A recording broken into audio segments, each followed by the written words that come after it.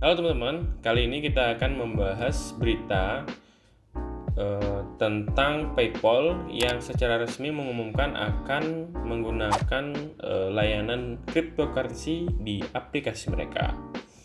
Oke, kita cek langsung di Twitter mereka. Jadi, mereka sempat rilis di tanggal 21 Oktober itu bahwa ini pakai video ya. Mereka akan menyediakan layanan kepada konsumen mereka untuk membeli, menyimpan, dan menjual cryptocurrency langsung di PayPal akun. Tapi ada 4, jadi selamat buat kalian yang sudah holding Bitcoin, Bitcoin Cash, atau Ethereum, dan Litecoin.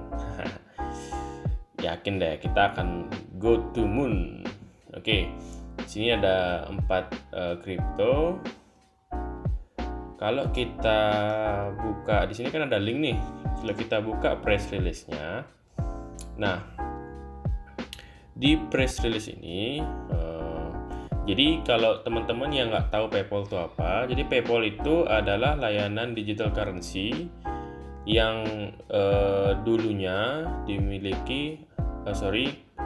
itu memang berawal dari perusahaan internet. Nah, sekarang mereka mempunyai model bisnis yaitu sebagai penyedia layanan pengiriman antar negara ataupun di negara itu sendiri gitu.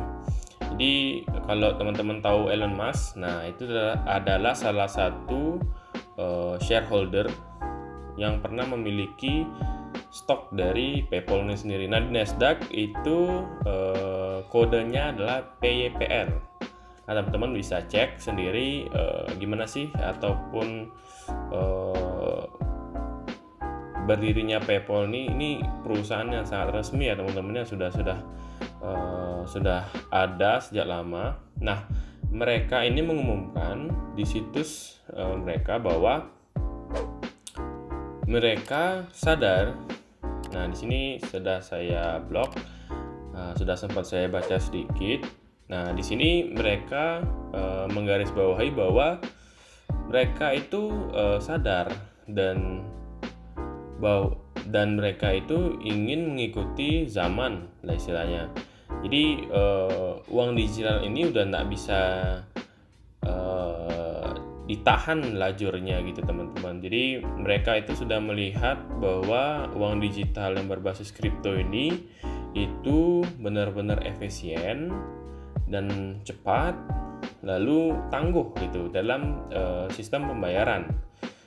Dan itu disebutkan langsung oleh presiden dan CEO dari PayPal. Nah, oke. Kita cek lagi. Nah, di sini kalian juga bisa tahu buat PayPal.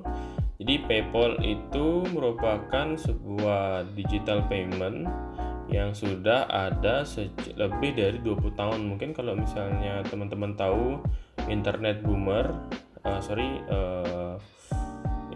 booming pada tahun 2000. Nah, disitulah awal kemunculan dari PayPal ataupun startup digital lainnya.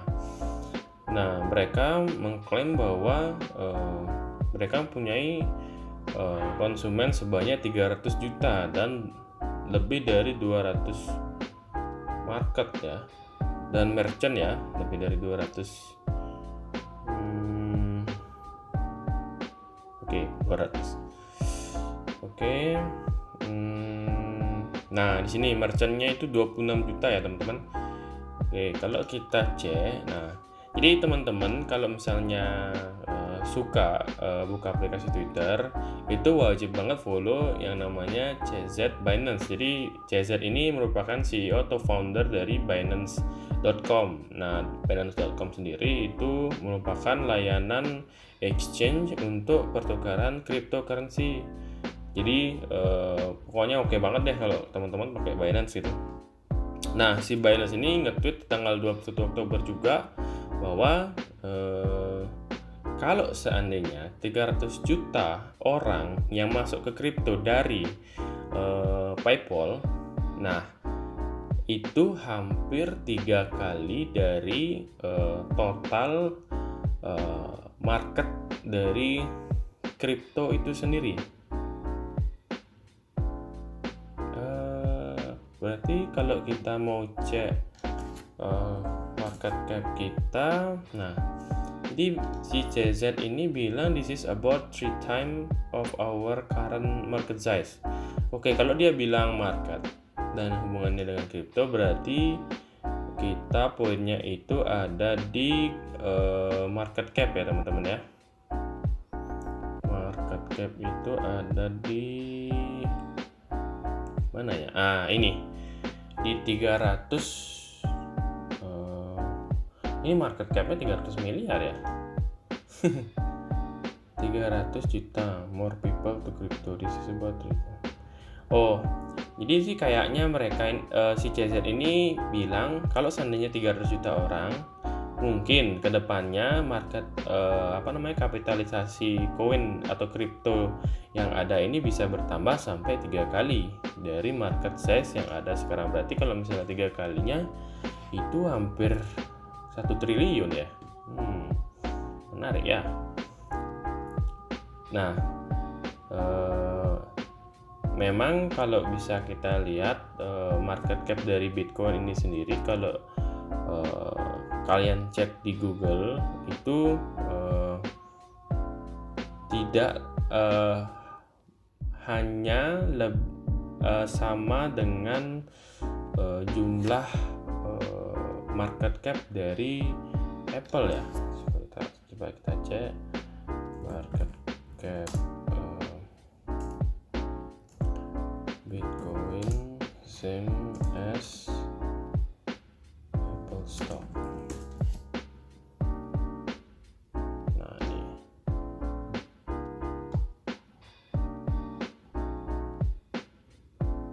Nah, sorry ya teman-teman ya. Jadi Apple stock itu 2 triliun market cap. Jadi kita itu kurang lebih hanya di, kalau sekarang itu di 240 miliar dolar. Nah itu berarti 10 kali lebih kecil dibandingkan Apple sekarang gitu. Ini tahun berapa ya? Oke, September ya berarti ya. Jadi ada chance atau kesempatan buat kita minimal dengan kepopuleran Bitcoin saat ini itu pasti dengan adanya pemberitaan dan seluruh dunia itu sudah terbiasa menggunakan Bitcoin. Kalau nyampe 1 triliun market cap itu sih kayaknya bukan hal yang susah ya. Mudah-mudahan aja ya. Kalau misalnya 1 triliun, kalau misalnya dengan koin market cap yang sekarang itu kan berarti hampir 5 kali lipat ya. Kalau 2 triliun ya 10 kali lipat. Jadi kalau teman-teman sudah holding Bitcoin itu dari lama, ataupun mungkin di market cap 100 ataupun 100 miliar atau di bawahnya, itu ya tinggal teman-teman kalikan saja potensi investasi yang teman-teman sudah taruh itu di Bitcoin gitu. Jadi kalau menurut saya sih, kalau misalnya nyari 1 triliun aja sih nggak ada masalah ya buat Bitcoin ya. Apalagi untuk 2 triliun ketika semua orang sudah masif dan bisa membeli Bitcoin secara mudah gitu. Apalagi dengan peraturan yang semakin mudah sekarang. Oke, kita balik lagi ke market, ataupun bagaimana sih reaksi market ketika pengumuman dari PayPal ini sendiri. Kita buka chart Bitcoin di time frame 1 day ya. Oke, nah